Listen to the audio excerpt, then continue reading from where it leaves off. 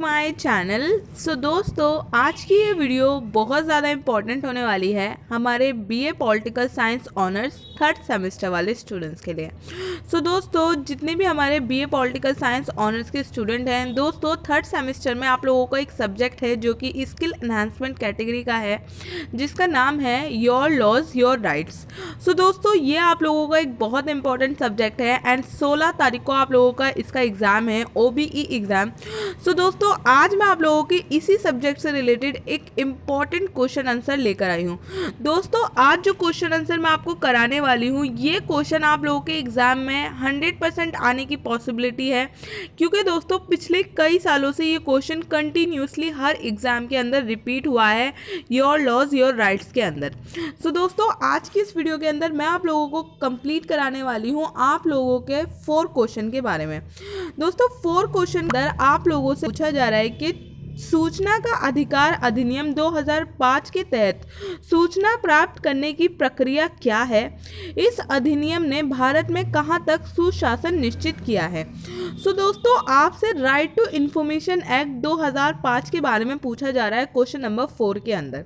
And आपसे पूछा जा रहा है कि जो सूचना का अधिकार है यानी कि राइट टू इंफॉर्मेशन है, ये सुशासन यानी कि गुड गवर्नेंस के अंदर किस हद तक इसका योगदान है या फिर किस हद तक इसने गुड गवर्नेंस को सुनिश्चित किया है।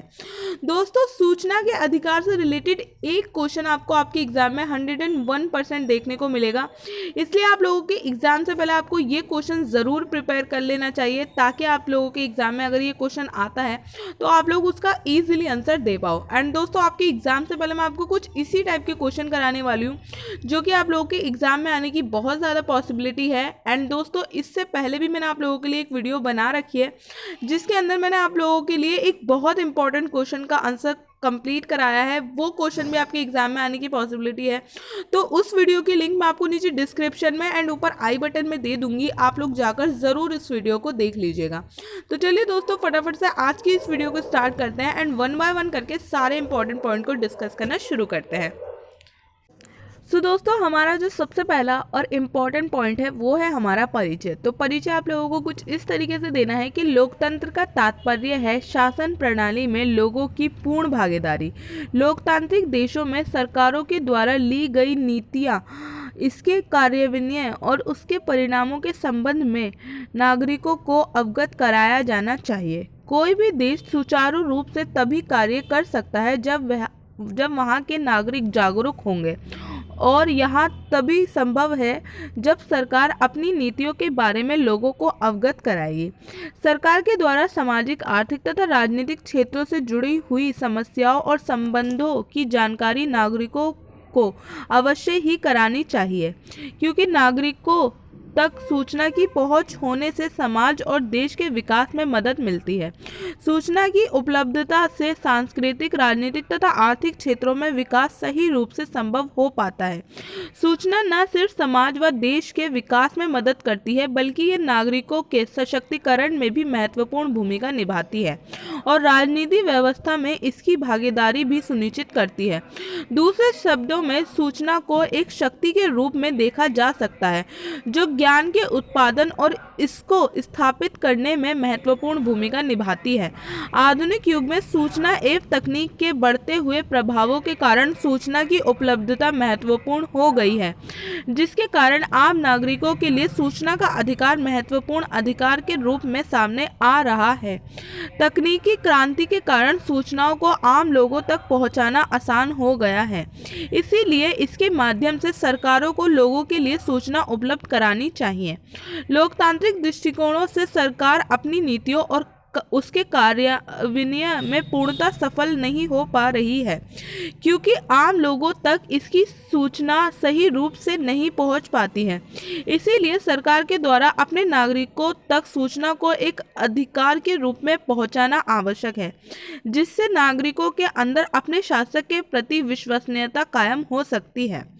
दोस्तों, इस तरीके से आप लोगों को इस क्वेश्चन के आंसर में परिचय देना है। परिचय के अंदर दोस्तों बेसिकली आपको सूचना के बारे में बताना है, यानी कि जो सूचना है, इंफॉर्मेशन है, उसका क्या इंपॉर्टेंस है एंड वो क्यों ज़रूरी है एक आम नागरिक के लिए। दोस्तों, यहाँ पे मैंने आप लोगों को सारे बेसिक पॉइंट अच्छे से कवर करा दिया है। अब बात करते हैं हम हमारे नेक्स्ट पॉइंट की, जो कि है सूचना शब्द का अर्थ और परिभाषा। ऐतिहासिक रूप से सूचना शब्द की उत्पत्ति लैटिन शब्द फॉर्मेशन या फोरम से हुई है। इसका तात्पर्य सूचनाओं का आदान प्रदान करना है। ये किसी भी समाज एवं देश के विकास के लिए नए अनुसंधान करने के साथ साथ नागरिकों की स्थितियों में भी सुधार लाने में मदद करती है। इसीलिए सामाजिक, राजनीतिक या आर्थिक क्षेत्र से जुड़े हुए मुद्दों से सभी नागरिकों को अवगत कराना चाहिए। इसके साथ ही सरकार की नीतियों के संबंध में नागरिकों के मतों को भी महत्व देना चाहिए, जिससे कि सरकार के क्रियाकलाप में और सुदृढ़ता आती है। याचीन एट कासी के अनुसार प्रत्येक व्यक्ति के पास मत और अभिव्यक्ति की स्वतंत्रता का अधिकार है और इसके तहत व्यक्ति के पास अपना मत रखने का अधिकार है। साथ ही सूचनाओं और विचारों को किसी भी माध्यम से प्राप्त करने और बिना किसी बाधा के साझा करने का अधिकार है। नागरिकों की सूचनाओं तक पहुंच राज्य के नेतृत्वकर्ता के कार्यकलापों को पारदर्शी और प्रभावी बनाती है। अब्दुल हुसैन कहते हैं कि अगर नागरिकों की पहुंच सूचना तक नहीं है तो उनकी स्वतंत्रता का कोई तात्पर्य नहीं रह जाता है। सूचना की उपलब्धता लोकतांत्रिक जीवन की आधारभूत आवश्यकता है। सो दोस्तों, सेकंड पॉइंट के अंदर मैंने आपको सूचना शब्द का अर्थ समझाया है एंड डेफिनेशन दी है। सो दोस्तों, अभी तक हम सूचना शब्द के बारे में अच्छे से डिस्कस कर चुके हैं। अब बात करते हैं हम हमारे नेक्स्ट पॉइंट की, जो कि हमारे क्वेश्चन का मेन पॉइंट है, जानकारी प्राप्त करने की प्रक्रिया। यानी कि राइट टू इन्फॉर्मेशन के तहत आप किस तरीके से जानकारी प्राप्त करते हो, क्या उसका पूरा प्रोसीजर है, इसके बारे में हम लोग डिस्कस करने वाले हैं। आरटीआई अधिनियम में सूचना प्राप्त करने की प्रक्रिया का भी उल्लेख किया गया है। अगर कोई व्यक्ति इस अधिनियम के माध्यम से जानकारी प्राप्त करना चाहता है, उसे हिंदी या अंग्रेजी में अनुरोध करना होगा। आवेदन में आरटीआई अधिनियम 2005 में निर्धारित शुल्क आईपीआईओ या संबंधित अधिकारी के नाम से संकलन करना होगा, जैसा कि आरटीआई में उल्लेख किया गया है। केंद्र सहायक लोक सूचना अधिकारी या राज्य सहायक लोक सूचना अधिकारी जैसा भी मामला हो, उसको या उसके द्वारा मांगी गई सूचना के विवरण को निर्देशित करता है। आरटीआई अधिनियम में निर्धारित किया गया है कि जहां अनुरोध लिखित रूप से नहीं किया जा सकता है, वहां यथा स्थिति केंद्र लोक सूचना अधिकारी या राज्य लोक सूचना अधिकारी अनुरोध करने वाले व्यक्ति को सभी युक्ति सहायता मौखिक रूप से देगा, जिससे कि उसे लेखबंद किया जा सके। आवेदनकर्ता के लिए आवश्यक नहीं है कि सूचना का अनुरोध करने के लिए किसी कारण को या किसी अन्य व्यक्तिगत ब्यौरे को देना जरूरी होता है। लोक सूचना अधिकारी को उनके आवेदन प्राप्त करने के 30 दिनों के भीतर दावेदार को जानकारी उपलब्ध कराना आवश्यक है। जानकारी प्राप्त करने की प्रक्रिया में यदि आवेदक द्वारा आईपीआईओ से सवाल पूछा जाता है तो उन्हें जानकारी प्रदान करने में 5 दिन अतिरिक्त लगेंगे। हालांकि आवेदक द्वारा पूछी गई जानकारी जिसमें जीवन और स्वतंत्रता निहित हो, तो उस स्थिति में 48 घंटों के भीतर जानकारी प्रदान करने के प्रावधान किए गए हैं। यदि लोक सूचना अधिकारी अधिनियम में उल्लेखित समय अवधि के अनुसार सूचना देने या वितरित करने में असमर्थ है, यानी 30 दिनों के बाद आवेदक को अपील प्राधिकरण या सूचना आयोग को एक और आवेदन भेजने की आवश्यकता होती है। यदि प्राधिकरण दी गई समय सीमा के भीतर जानकारी प्रदान करने में सक्षम नहीं है, तो उस स्थिति में संबंधित संस्थान के ऊपर जुर्माने का भी प्रावधान किया गया है। इसके तहत उन्हें प्रतिदिन 250 रुपये के साथ दंडित किया जाएगा और इसके दंड के रूप में अधिकतम राशि 25,000 ली जाएगी। वे नागरिक जो किसी भी सार्वजनिक प्राधिकरण से जानकारी प्राप्त करना चाहते हैं, उन्हें 10 रुपये का डिमांड ड्राफ्ट या भारत पोस्टल ऑर्डर संबंधी प्राधिकरण को प्राधिकरण के लेखा अधिकारी के नाम से भेजना होगा। आवेदक इस राशि को सार्वजनिक प्राधिकरण या सहायक लोक सूचना अधिकारी को नकद के माध्यम से भी जमा करा सकते हैं। इस भुगतान के बदले में आवेदक को एक उचित रसीद दी जाएगी। आरटीआई अधिनियम 2005 के अनुसार यदि आवेदक 8 मंत्रालयों और विभागों से जानकारी मांगता है तो वह ऑनलाइन, इंटरनेट बैंकिंग या visa, master, debit, credit card का उपयोग करके भुगतान कर सकते हैं। हालांकि गरीबी रेखा से नीचे धारक के लिए सरकार द्वारा आवेदन शुल्क माफ किया गया है। उपयुक्त शुल्क के अलावा आवेदक को उस जानकारी को प्रदान करने के लिए अगर अतिरिक्त शुल्क लगता है तो उसका भुगतान भी आवेदक द्वारा करना होगा, जिसका विवरण आरटीआई अधिनियम 2012 के अनुसार लोक सूचना अधिकारी द्वारा आवेदक को प्रक्षेपित किया जाएगा। इस अधिनियम के अनुसार आवेदक को निम्नलिखित शुल्क वहन करना होगा। 2 रुपये प्रति पृष्ठ। यदि ये आकार में बड़ा है तो दस्तावेज की फोटोकॉपी की वास्तविक लागत, मॉडल या नमूने के लिए वास्तविक मूल्य। 50 रुपये प्रति डिस्क या फ्लॉपी के लिए भुगतान करने की आवश्यकता। यदि ये प्रकाशन का मामला है तो आवेदक को एक निश्चित कीमत चुकानी होगी या फोटोकॉपी के लिए प्रकाशन से अलग के लिए प्रत्येक पृष्ठ के लिए 2 रुपये का भुगतान करना होगा। आवेदक को डाक शुल्क का भुगतान करना होगा यदि 50 रुपये से अधिक है। इस अधिनियम ने प्रकटीकरण का भी उल्लेख किया गया है। इसके तहत नागरिकों को कुछ विशिष्ट जानकारी प्रदान नहीं की जा सकती है। वह सूचना जिसके प्रकट करने से भारत की प्रभुता और अखंडता, राज्य की सुरक्षा, रणनीति, वैज्ञानिक या आर्थिक हित, विदेश से संबंध पर प्रतिकूल प्रभाव पड़ता हो या किसी अपराध को करने का उद्दीपन होता हो। वह सूचना जिसके प्रकाशन को किसी न्यायालय या अधिकरण द्वारा अभियुक्त रूप से निषेध किया गया है या जिसको प्रकटन करने से न्यायालय की अवमानना होती है। वह सूचना जिसको प्रकट करने से संसद या किसी राज्य के विधान मंडल के विशेष अधिकारों को भंग कराया जा सकता है। वह सूचना जिसमें वाणिज्य, विश्व व्यापार, गोपनीयता या बौद्धिक संपदा सम्मिलित है, जिसको प्रकटन करने से किसी पर व्यक्ति की प्रतियोगिता स्थिति को नुकसान होता है, जब तक कि सक्षम प्राधिकरण का ये समाधान नहीं हो जाता है कि ऐसी सूचना को प्रकट करने से विस्तृत लोक हित का समर्थन होता है। किसी व्यक्ति को उसकी वैश्विक नातेदारी में उपलब्ध सूचना, जब तक कि सक्षम प्राधिकरण का ये समाधान नहीं हो जाता है कि ऐसी सूचना को प्रकट करने से विस्तृत लोक हित का समर्थन होता है। किसी विदेशी सरकार के विश्वास में प्राप्त सूचना, वह सूचना जिसको प्रकट करने से किसी व्यक्ति के जीवन या शारीरिक सुरक्षा को खतरे में डालेगा या जो विधि, प्रवर्तन या सुरक्षा परियोजनाओं के लिए विश्वास में दी गई किसी सूचना या सहायता के स्रोतों की पहचान करेगा। वह सूचना जिससे अपराधियों के अनपेक्षित पकड़े जाने या अभियोजन की प्रक्रिया में अड़चन पड़े। मंत्रिमंडल के कामकाज पत्र जिसमें मंत्री परिषद, सचिव और अन्य अधिकारियों के विचार विमर्श में अभिलेख सम्मिलित हों, या ये कि मंत्री परिषद के विनियोजन, उसके कारण तथा वह सामग्री जिसके आधार पर विनियोजन किए गए थे, विनियोजन किए जाने और विषय के पूरा या समाप्त होने से पश्चात जनता को उपलब्ध कराया नहीं जा सकता। परंतु ये और विषय हैं जो इस धारा में विनिर्दिष्ट छूटों के अंतर्गत आते हैं और प्रकट नहीं किए जाएंगे। दोस्तों, यहाँ पे हमारा आरटीआई एक्ट के अंदर हम कैसे जानकारी प्राप्त करते हैं, ये पॉइंट पूरा कंप्लीट होता है। दोस्तों, ये सारे स्टेप हैं जो कि एक पर्सन को लेने पड़ते हैं अगर वो आरटीआई के अंतर्गत कुछ भी इंफॉर्मेशन निकालता है। उसे कुछ शुल्क देने पड़ते हैं, कुछ ऐसी चीज़ें होती हैं जिनके बारे में चाहे कोई एक व्यक्ति कितना भी जानना चाहे, उसकी इन्फॉर्मेशन आरटीआई के अंतर्गत नहीं दी जाएगी, जो कि चीज़ें मैंने आपको यहाँ पे बताई। दोस्तों, यहाँ पे हमारा ये पॉइंट फिनिश होता है। अब बात करते हैं हम हमारे नेक्स्ट पॉइंट की, जो कि हमारे क्वेश्चन के अंदर हमसे पूछा गया था।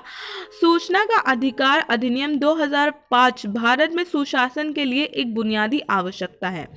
सुशासन के बिना कोई भी विकासात्मक योजनाएं भारतीय नागरिकों की जीवन शैली को नहीं बढ़ा सकती हैं। सुशासन की अवधारणा को बढ़ावा देने के लिए सूचना का अधिकार अधिनियम 2005 के तहत भारत में पारित किया गया था। 73वां और 74वें संवैधानिक संशोधन सूचना के अधिकार को सहभागी लोकतंत्र को मजबूत करने की कुंजी के रूप में देखा जाता है, जिसका उपयोग लोगों के कल्याण के लिए किया जाता है। लोकतंत्र में सूचना तक पहुंच सशक्त होती है क्योंकि यहाँ देश के लोगों से सरकार के कार्यों और नीतियों की जांच करने का आग्रह करती है। सूचना का अधिकार प्रशासन के लिए सुलभता लाता है। राज्य के मामले परिदृश्य हो जाते हैं जब दस्तावेजों को जनता की नज़रों से देखा जाता है। पारदर्शिता के साथ बड़े पैमाने पर भ्रष्टाचार पर सवाल उठाया जा सकता है और कम किया जा सकता है। ये लोगों द्वारा प्रदान की गई प्रतिक्रिया की मदद से सार्वजनिक नीतियों को सुधारने में भी मदद करती है, क्योंकि ये नीतियां इन लोगों के अंतिम कल्याण के लिए बनाई गई हैं। सूचना का अधिकार प्रत्येक नागरिक के अधिकार को सार्वजनिक प्राधिकरणों के नियंत्रण में या उनके नियंत्रण में रखने के अधिकार को संदर्भित करता है। कांग्रेस के नेतृत्व वाली यूपीए सरकार ने 2005 में आरटीआई अधिनियम पारित करने पर गर्व किया। तब से इस अधिनियम का इस्तेमाल नागरिकों द्वारा सरकार पर सवाल उठाने, भ्रष्टाचार की दर को कम करने और सरकारी मामलों में कुरूप प्रबंधन को इंगित करने के लिए किया जाता रहा है। लोग इस अधिनियम का उपयोग करके अपनी शिकायतों का निवारण करते हैं। आरटीआई सुशासन से कैसे संबंधित है? आरटीआई सुशासन से निकटता से जुड़ा हुआ है क्योंकि यह सुशासन के सभी स्तंभों को कायम रखता है और ये सुशासन के लक्ष्यों को प्राप्त करने के लिए एक प्रभावी उपकरण है। एक प्रतिनिधि सरकार का असली लक्ष्य अपने लोगों का कल्याण है। लोग करों का भुगतान करते हैं जो सरकार की आय में योगदान करता है। इसके बाद करदाताओं द्वारा भुगतान किए गए धन का उपयोग राष्ट्र के विकास के लिए किया जाता है और ये केवल उचित है कि लोगों के पास उसी से संबंधित जानकारी तक पहुँचे, क्योंकि उन्हें ये जानने का अधिकार है कि क्या करदाताओं के पैसों का अत्यधिक लाभ के लिए उपयोग किया जा रहा है या नहीं। लोगों को ये अधिकार आरटीआई अधिनियम के तहत प्रदान किया जाता है। वे न केवल जानकारी तक पहुंच सकते हैं बल्कि जानकारी में गड़बड़ी का पता चलने पर कानूनी कार्रवाई का सहारा लेते हैं। व्यवस्था में जवाबदेही और पारदर्शिता। आरटीआई के तहत नागरिकों को प्रदान किए गए अधिकार निश्चित रूप से नागरिकों को सार्वजनिक मामलों के कामकाज में अधिक पारदर्शिता से लैस करते हैं। अधिनियम की धारा 2(j) के तहत लोगों के पास सभी प्रकार के दस्तावेजों तक पहुंच है। इस अधिनियम की धारा 4 अधिकारियों को अपने सभी प्रशासनिक निर्णयों के लिए एक कारण प्रदान करने का आदेश देती है। एक अन्य विशेषता जो आवेदनों को दाखिल करने को बढ़ावा देती है वह यह है कि व्यक्ति को इसे दाखिल करने के लिए अनावश्यक जानकारी प्रदान करने की आवश्यकता नहीं है। उसे आवेदन के लिए निरोध करने के लिए कोई कारण बताने की आवश्यकता नहीं है। उन लोगों के लिए दंड निर्धारित किया गया है जो सुलभ सूचना और मुक्त प्रवाह में बाधा डालते हैं या अन्यायपूर्ण और मनमाना व्यवहार को कम करते हैं। ये एक स्वस्थ लोकतंत्र के वातावरण को सक्षम करने में मदद करता है। इसके अलावा ये बड़े पैमाने पर व्यापक भ्रष्टाचार को रोकने में भी मदद करता है, जिसने हमारे देश में अपनी जड़ें जमा ली हैं। अधिक पारदर्शी प्रक्रिया के साथ आम लोगों की भागीदारी। ये अनिवार्य है कि नीतियों, कार्यक्रमों या विधानों के निर्माण में समाज के प्रत्येक भाग की भागीदारी हो, क्योंकि ये उन्हें किसी न किसी स्तर पर प्रभावित करता है। यहाँ तक कि जो लोग इन नीतियों के द्वितीयक प्रभाव को झेलते हैं वे उनके निर्णय में एक कहने के पात्र हैं। सुशासन के लिए लोगों की भागीदारी एक महत्वपूर्ण आवश्यकता है। 2005 से पहले समाज उनके लिए लागू की गई नीतियों के बारे में जानकारी या कारण लेने में सक्षम नहीं था। उनकी कोई आवाज़ नहीं थी। सूचना के अधिकार ने आम लोगों को सरकार से जोड़ा। लोगों की भागीदारी के बिना आरटीआई अधिनियम विफल हो जाएगा। आरटीआई अधिनियम किसी व्यक्ति की स्थिति के आधार पर कोई भेदभाव नहीं करता है। ये सभी के साथ समान व्यवहार करता है। ये लोगों को शामिल होने का एहसास कराता है और उन्हें सशक्तिकरण की भावना देता है। सो दोस्तों यहाँ पे यह वाला पॉइंट भी हमारा कंप्लीट होता है। तो दोस्तों यहाँ पे हमारा पूरा आंसर फिनिश होता है। तो दोस्तों इस तरीके से आप लोगों को इस क्वेश्चन के आंसर में सारे पॉइंट्स को मेंशन करना है।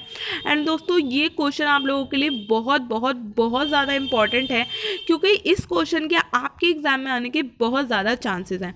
तो दोस्तों उम्मीद करती हूँ कि ये वीडियो आप लोगों के लिए बहुत ज़्यादा हेल्पफुल रहेगी। आप लोग इस क्वेश्चन को अच्छे से प्रिपेयर कर लीजिएगा। एंड दोस्तों अगर ये क्वेश्चन आपके एग्जाम में आता है तो मुझे नीचे कमेंट करके ज़रूर बताइएगा कि इस क्वेश्चन ने आपकी कुछ हेल्प की है या नहीं। सो दोस्तों आज की इस वीडियो के अंदर बस इतना ही। अगर ये वीडियो आप लोगों के लिए हेल्पफुल रहती है तो प्लीज़ इस वीडियो को ज़्यादा से ज़्यादा लाइक कीजिए, ज़्यादा से ज़्यादा शेयर कीजिए। एंड चैनल के ऊपर आप लोग पहली बार आए हो तो चैनल को सब्सक्राइब करना मत भूलिए। तो दोस्तों मिलती हूँ मैं आप सबसे नेक्स्ट वीडियो के अंदर। तब तक के लिए थैंक यू सो मच।